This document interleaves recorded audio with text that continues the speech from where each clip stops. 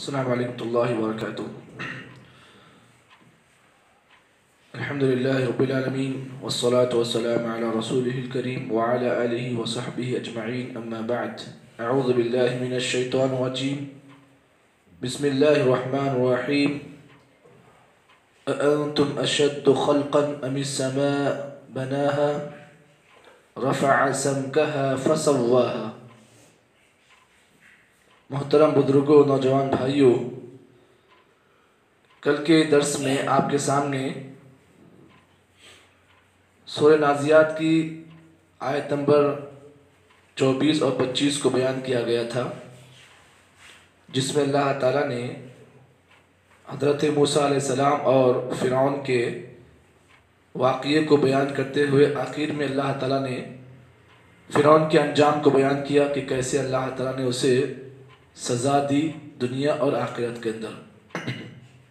اور دوسری آیت جو میں نے آپ کے سامنے پیش کی کل کے درس میں، اللہ تعالیٰ نے اس میں حضرت موسیٰ اور فرعون کے واقعے میں اللہ تعالیٰ نے بہت ساری عبرتیں اور نصیحتیں حاصل کی ہیں، اللہ نے رکھی ہیں ان لوگوں کے لیے جو اللہ سے ڈرتے ہیں، وہ حضرت موسیٰ اور فرعون کے واقعے کو پڑھ کر اس میں عبرت اور نصیحت حاصل کریں۔ یہ دونوں آیتوں کا درس کل آپ کے سامنے دیا گیا۔ آج جو آیتیں میں نے آپ کے سامنے پیش کی ہیں، یہ آیت نمبر 27 اور 28 ہے سورہ نازعات کی۔ اللہ تعالیٰ نے ان آیتوں میں ارشاد فرمایا، اَأَنْتُمْ أَشَدُّ خَلْقًا أَمِ السَّمَاءُ بَنَاهَا۔ اللہ تعالیٰ ارشاد فرماتے ہیں کہ اے لوگو، کیا تمہاری پیدائش مضبوط ہے یا آسمان جس کو ہم نے بنایا؟ رفع سمكها فسواها، ہم نے اس کی بلندی کو اونچا کیا اور پھر اسے فسواها ٹھیک ٹھاک کر دیا۔ یہ دونوں آیتوں کا ترجمہ ہے۔ پہلی آیت میں اللہ نے فرمایا اَأَنْتُمْ أَشَدُّ خَلْقًا أَمِ السَّمَاءُ بَنَاهَا، لوگو کیا ہمارا تم کو پیدا کرنا زیادہ دشوار ہے یا آسمان کا؟ اس آیت میں اللہ تعالیٰ نے ان لوگوں کو جواب دیا ہے جو لوگ مرنے کے بعد دوبارہ اٹھائے جانے پر ایمان نہیں لاتے ہیں۔ اللہ کے نبی صلی اللہ علیہ وسلم سے کفار مکہ جب کبھی بات چیت کرتے تو اللہ کے نبی صلی اللہ علیہ وسلم سے کفار مکہ ہمیشہ یہی سوال کرتے کہ اے نبی محمد صلی اللہ علیہ وسلم، اللہ تعالیٰ لوگوں کو مرنے کے بعد پھر دوبارہ زندہ کیسے کرے گا، جبکہ خبر میں لوگوں کا حال یہ ہوگا کہ ان کی ہڈیاں سڑ گل جائیں گی، جسم گل جائے گا، پھر اللہ تعالیٰ انہیں کیسے دوبارہ زندہ کرے گا؟ یہ تو ہمارے سمجھ سے بالکل باہر بات ہے۔ جب کبھی بھی اللہ کے نبی سے یہ لوگ بات کرتے، یہ سوال برابر کرتے، اور بعض کفار مکہ ایسے بھی ہوتے جو اللہ کے نبی صلی اللہ علیہ وسلم سے سوال بطور مذاق کرتے ہیں، نبی کا مذاق اڑاتے ہیں ان سوالوں کے ذریعے سے۔ تو اللہ تعالیٰ نے ان تمام لوگوں کو جو بعض بعد الموت پر یعنی مرنے کے بعد دوبارہ اٹھائے جانے پر ایمان نہیں لاتے، اللہ تعالیٰ نے ان سے سوال کرتے ہوئے اللہ نے کہا، اور اللہ نے انہیں دھمکی دی اور کہا اَأَنْتُمْ أَشَدُّ خَلْقًا، کیا اللہ تعالیٰ کو تم نے کیا سمجھ لیا؟ کیا اللہ تعالیٰ کا تم کو پیدا کرنا زیادہ دشوار ہے، زیادہ مشکل ہے، یا آسمان کا جس آسمان کو تم دیکھتے ہو؟ اللہ نے قرآن مجید میں کہا اللہ الذی خلق السماوات بغیر عمد ترونها، لوگو کیا تم اللہ پر سوال کرتے ہو کہ اللہ تعالیٰ کیسے تمہیں دوبارہ زندہ کرے گا؟ ارے ایک مرتبہ اپنی نگاہ اٹھا کر آسمان کو دیکھو کہ اللہ تعالیٰ نے ان آسمانوں کو بغیر ستون کے اللہ نے ایسے کھڑا کیا ہے۔ آپ نے کبھی دیکھا کہ یہ آسمان جو ہیں یہ بغیر ستون کے کھڑے ہوئے ہیں؟ اللہ تعالیٰ نے کیسے بنایا انہیں؟ بنا ستون کے۔ اللہ اکبر۔ تو یہ آسمان میں آپ نے دیکھا کہ ما ترى في خلق الرحمن من تفاوت فارجع البصر هل ترى من فطور ثم ارجع البصر كرتين ينقلب اليك البصر قاسيا وهو حسير۔ سورہ ملک میں اللہ تعالیٰ نے فرمایا اللہ الذي خلق السماوات والارض، اللہ تعالیٰ وہ ہے جس نے آسمانوں اور زمینوں کو پیدا کیا۔ پھر آگے اللہ نے کہا ما ترى في خلق الرحمن من تفاوت، لوگو تم نے کبھی آسمان اور زمین کی پیدائش میں کچھ فرق دیکھا؟ اتنے سال سے دنیا چل رہی ہے، اتنے سال سے نظام چل رہا ہے، کیا کبھی تم نے آسمان اور زمین کے خلقت میں کوئی تبدیلی دیکھی، کوئی فرق دیکھا؟ فرجع البصر هل ترى من فطور، لوگو تم اپنی نگاہوں کو اٹھا اٹھا کر دیکھو، کیا تم آسمانوں میں کوئی چھید دیکھتے ہو، کوئی خرابی دیکھتے ہو؟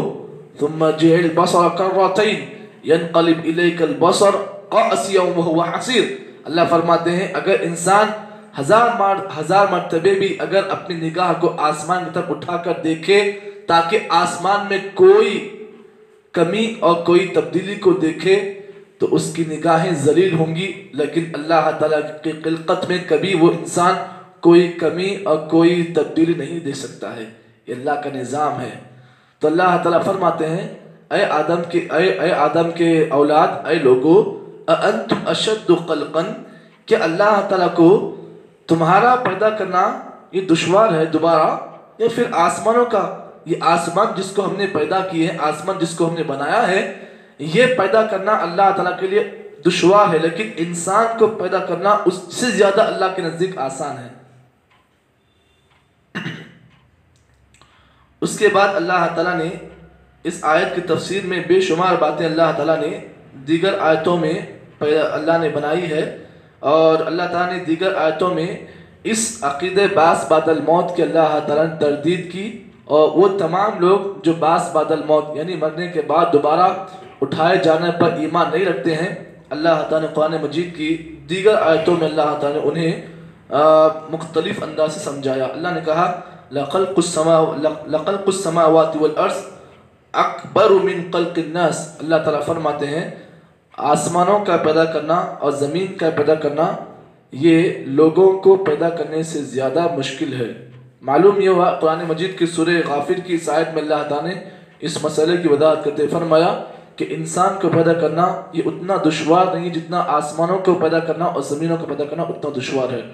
تو یہ اللہ تعالیٰ کے نزدیک یہ چیز آپ یاد رکھیں کہ اللہ کی قدرت بہت بڑی ہے، وہ بڑا قادر ہے۔ کبھی آپ نے دیکھا ہوگا کہ جو اللہ تعالیٰ جو ہے آسمانوں سے بارش برساتا ہے، جو اللہ تعالیٰ آسمان سے بارش برساتا ہے، جو اللہ تعالیٰ زمین سے نباتات کو اگاتا ہے، جو اللہ تعالیٰ اس زمین سے ہریالی نکال سکتا ہے، کیا وہ اللہ تعالیٰ دوبارہ انسانوں کو پیدا نہیں کر سکتا ہے؟ یہ اس کے لیے کوئی مشکل بات نہیں ہے، یہ اس کے لیے بڑی آسان بات ہے۔ اس کے بعد اللہ تعالیٰ نے ایک اور آیت میں فرمایا اَوَلَيْسَ الَّذِي خَلَقَ السَّمَاوَاتِ وَالْأَرْضِ بِقَادِرٍ عَلَىٰ أَن يَخْلُقَ مِثْلَهُمْ بَلَىٰ وَهُوَ الْخَلَّاقُ الْعَلِيمُ، اللہ تعالیٰ فرماتے ہیں لوگوں، اللہ تعالیٰ اس بات پر قادر ہے کہ وہ تم جیسے لوگوں کو دوبارہ پیدا کر سکے، اللہ اس پر قادر ہے۔ وَهُوَ الْخَلَّاقُ، اور اللہ تعالیٰ کی صفت یہ ہے کہ اللہ تعالیٰ پیدا کرنے والا ہے۔ اس مسئلے میں ایک حدیث کہہ کر میں اپنی بات کو ختم کروں گا۔ یہ حدیث آج کے درس کا پیغام ہے، آج کے درس کی نصیحت سمجھ کر آپ اس کو سن کر اپنے گھروں کو یہ پیغام لے کر جائیں۔ بڑی اہم حدیث ہے۔ اس حدیث کو امام احمد نے مسند احمد کے اندر اور امام ترمذی نے اپنی صحیح ترمذی کے اندر اس حدیث کو روایت کیا۔ اور اب یہ حدیث کون ہے؟ اللہ کے نبی کے وہ صحابی ہیں جنہوں نے اللہ کے نبی کی 10 سال خدمت کی ہے۔ کون ہے؟ حضرت انس ابن مالک رضی اللہ تعالیٰ عنہ۔ وعن انس ابن مالک رضی اللہ تعالی عنہ عن النبی صلی اللہ علیہ وسلم قال لما خلق اللہ الارض جعل التمیت، جب اللہ تعالی زمین کو پیدا کیا، پیدا کرنے کے بعد اللہ نے کیا کیا؟ زمین کو اس طریقے سے پھیلایا۔ زمین جو تھی بالکل ایسی تھی، یعنی ایک مجمع تھی، ایک گھٹ چیز تھی، اللہ نے زمین کو ایسے پھیلایا۔ اس کے بعد کیا ہوا؟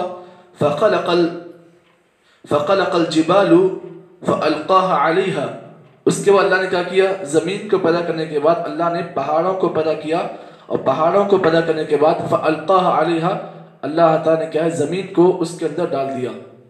یعنی اللہ نے سب سے پہلے زمین بنایا، پھر اس کے بعد زمین کو پھیلایا، پھر اللہ نے اس پھیلائی ہوئی چیز میں پہاڑوں کو اللہ نے گاڑ دیا۔ یعنی آپ جو زمین کو دیکھ رہے ہو، یہ زمین جو آج کھڑی ہوئی ہے، اس کے نیچے در حقیقت پہاڑ ہیں، اسی لیے زمین رکی ہوئی ہے، ورنہ زمین ہلتی تھی، یہ پہاڑ اندر ہیں، یہ پہاڑ جو ہیں اس زمین کو اس طریقے سے پکڑے ہوئے ہیں۔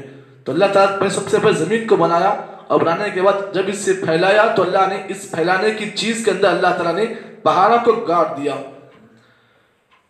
فاستقر، تو کیا ہو گئی؟ زمین ٹھہر گئی۔ فتعجبت الملائکۃ من خلق الجبال، فرشتے جب اللہ تعالیٰ پہاڑوں کو جب اللہ نے پیدا کیا تو فرشتے تعجب کیے اور اللہ سے سوال کیا، یا ربی فہل من خلقک شیء اشد من الجبال، کہ اللہ تعالیٰ آپ سے ہمارا سوال یہ ہے کہ بتاؤ تو صحیح ان پہاڑوں سے مضبوط اور کوئی مخلوق ہے آپ کے نزدیک؟ فرشتوں کا سوال کیا ہے؟ اللہ آپ نے پہاڑ بنائے نا، مضبوط ہے نا اللہ تعالیٰ، اب یہ بتائیے ان پہاڑوں سے زیادہ مضبوط اور کوئی چیز ہے؟ اللہ نے کہا یا ربی، قال نعم الحدید، اللہ نے کہا ہاں ان پہاڑوں سے مضبوط جو چیز ہے وہ لوہا ہے، لوہا پہاڑوں سے زیادہ مضبوط ہے۔ پھر اس کے بعد فرشتوں نے کہا یا ربی فہل من خلقک شیء اشد من الحدید، کہ اللہ تعالیٰ لوہا جو مضبوط ہے، جو بڑا طاقتور ہے، بڑا مضبوط ہے، اللہ تعالیٰ یہ تو بتا کہ لوہے سے مضبوط اور کوئی چیز ہے؟ اللہ نے کہا نعم، ہاں لوہے سے مضبوط بھی چیز ہے، اور وہ کون سی ہے؟ النار، آگ، آگ لوہے کو جلا دیتی ہے، تو آگ لوہے سے مضبوط ہے۔ اس کے بعد فرشتوں نے کہا اے اللہ تعالیٰ یہ بتا کہ آگ سے زیادہ مضبوط اور کوئی طاقتور چیز ہے؟ اللہ نے کہا ہاں آگ سے مضبوط چیز ہے پانی، جو آگ کو بجھاتا ہے نا، طاقت دیکھیے پانی کی، پانی کا پاور یہ ہے کہ وہ بڑی سے بڑی آگ کو بجھاتا ہے۔ تو بتائیے صحیح کہ آگ زیادہ پاورفل ہے یا پھر پانی زیادہ پاورفل ہے؟ آپ کہیں گے پانی۔ اس کے بعد فرشتوں نے کہا اللہ کے رسول اے اللہ تعالیٰ یہ تو بتا اب جب آگ سے زیادہ مضبوط جو ہے پاورفل پانی ہے تو پانی سے بڑھ کر اور کوئی مضبوط چیز ہے؟ اللہ نے کہا ہاں پانی سے بڑھ کر مضبوط چیز ہے، اور کون سی ہے؟ ہوا۔ ہوا کیا کرتی ہے؟ پانی کو بھی بھگاتی ہے۔ آپ کو بھی دیکھا جب بارش پڑتی ہے اور ہوا جب ساتھ میں ہوتی ہے تو وہ ہوا بارش کو لے کر اڑ جاتی ہے، تو پانی سے مضبوط جو ہے طاقتور ہوا ہے۔ پھر اس کے بعد فرشتوں نے کہا اللہ تعالیٰ آپ نے کہہ دیا کہ پانی سے زیادہ طاقتور ہوا ہے، اب یہ بتائیے ہوا سے زیادہ کوئی مضبوط چیز ہے؟ اللہ نے کہا ہاں ہوا سے زیادہ مضبوط بھی چیز ہے، اور وہ کون سی چیز ہے؟ ابن آدم، آدم کی اولاد ہے۔ یہ آدم کی جو اولاد ہے یہ ہوا سے زیادہ مضبوط ہے۔ کیوں؟ اس لیے کہ آدم کی اولاد کے اندر ایک خاصیت ہے، اور خاصیت کیا ہے؟ آدم کی اولاد کیا کرتی ہے؟ اپنے دائیں ہاتھ سے اللہ تعالیٰ کی راہ میں کچھ دیتی ہے تو بائیں ہاتھ کو اس کا علم نہیں ہوتا ہے کہ دائیں ہاتھ نے کیا دیا۔ وہ اللہ تعالیٰ کے لیے بہت ساری عبادتیں کرتی ہے، لیکن ان عبادات کو وہ مخلوق چھپا دیتی ہے، لوگوں میں عام نہیں کرتی ہے۔ یہ آدم کی اولاد کی خاصیت ہے۔ تو معلوم اس حدیث سے یہ ہوا جب اللہ نے زمین بنائی اس میں پہاڑ گاڑے، پھر اس کے بعد ہواؤں کو بنایا، پانی کو بنایا، یہ تمام اللہ کی مخلوق ہے، لیکن ان تمام مخلوقات میں سب سے مضبوط اور سب سے باکمال اور سب سے زیادہ اعلیٰ اشرف المخلوقات جسے کہتے ہیں وہ کون ہے؟ انسان ہے۔ اور انسان کی خاصیت یہ ہے کہ وہ اللہ کی راہ میں جب کوئی چیز دیتا ہے تو اس کو کیا کرتا ہے؟ اس طریقے سے چھپا کر دیتا ہے کہ اگر اپنے دائیں ہاتھ سے کوئی چیز دیا تو بائیں ہاتھ کو اس کا علم نہیں ہوتا ہے۔ یہ انسان کی خاصیت ہے، اور یہ خاصیت صرف اسی انسان کے ساتھ ہوتی ہے جو حقیقی معنی میں اللہ تعالیٰ کا بندہ ہوتا ہے، اور بندہ ہونے کے ساتھ ساتھ جس کے اندر ایمان اللہ تعالیٰ کی ذات پر اور اللہ تعالیٰ کے تمام قدرتوں پر اس کا ایمان ہوتا ہے، وہ کبھی بھی کوئی ایسی حرکت نہیں کرتا ہے جس سے اللہ تعالیٰ فرشتوں کے نزدیک فقر یا جملہ نہ کہے، بلکہ اللہ تعالیٰ ایسے مخلوق کو دیکھ کر فرشتوں کے سامنے تعریف کرے، دیکھو یہ میرے مخلوق ہے۔ وہ کبھی بھی ایسے ہی کام کرتا ہے، ایسا کوئی کام نہیں کرتا ہے جس سے اللہ تعالیٰ ناراض ہو۔ تو یہ تھا یہ دو آیتوں کی تفسیر جو میں نے آپ کے سامنے پیش کی ہے۔ اس میں سے جو دوسری آیت ہے، اللہ نے کہا رفع سمکہا فسواہا، اللہ کی قدرت یہ بھی ہے کہ اللہ نے آسمان بنائے اور آسمان بنانے کے بعد اللہ نے آسمانوں کو اونچا کیا اور اونچا کرنے کے ساتھ ساتھ اللہ نے اسے بالکل برابر کیا.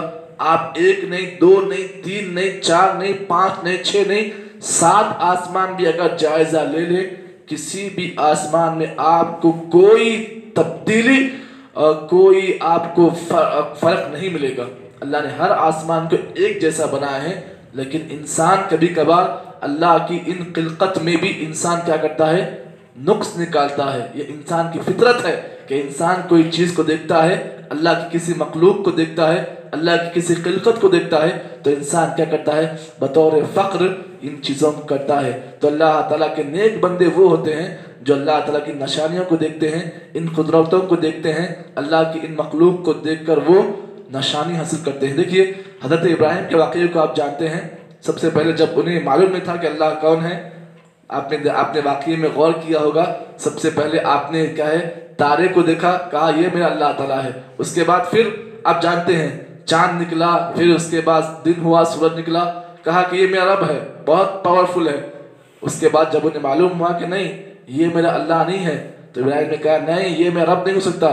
رب تو میرا وہ ہے جو ان تمام چیزوں کو پیدا کرتا ہے، ان تمام چیزوں کو لاتا ہے، غروب کرتا ہے اور طلوع کرتا ہے. یہ میرا اللہ تعالیٰ. میرا اللہ اتنا کمزور نہیں کہ جو ڈوب سکے. میرا اللہ وہ ہے جو تمام چیزوں کو پیدا بھی کرتا ہے اور تمام چیزوں کو ڈبا بھی سکتا ہے. تو یہ تمام چیزیں جو انسان دیکھتا ہے، عقل مند آدمی ان تمام چیزوں کو دیکھ کر نصیحت حاصل کرتا ہے. اللہ تعالیٰ کا قدرت اسے حاصل ہوتی ہے کہ اللہ تعالیٰ ہمارا کتنا قادر ہے. تو یہ 2 آیتوں کی تفسیر جو میں نے آپ کے سامنے پیش کی ہیں، انشاءاللہ کل کے درس میں آپ کے سامنے اس مسئلے کی وضاحت کی جائے گی کہ اللہ نے دن اور رات بنائے، اللہ نے رات کو تاریک کیوں بنایا اور دن کو اللہ نے روشن کیوں بنایا. اس میں اللہ کی کیا حکمت تھی کہ اللہ نے دن کو روشن اور رات کو تاریک بنایا. اس میں اللہ کا کیا حکمت تھی. انشاءاللہ کل کے درس میں آپ کے سامنے اس مسئلے کی بالکل بڑی وضاحت آپ کے سامنے کی جائے گی. امید کرتے ہیں کہ اللہ تعالیٰ ہم تمام کو ان کہی گئی باتوں پر عمل کر کے اللہ تعالیٰ زندگی میں اللہ تعالیٰ تبدیلی لانے کی توفیق عطا کرے. سبحان اللہ بحمدہ، سبحانک اللہم وبحمدک، نشہد ان لا الہ الا انت، نستغفرک ونتوب الیک.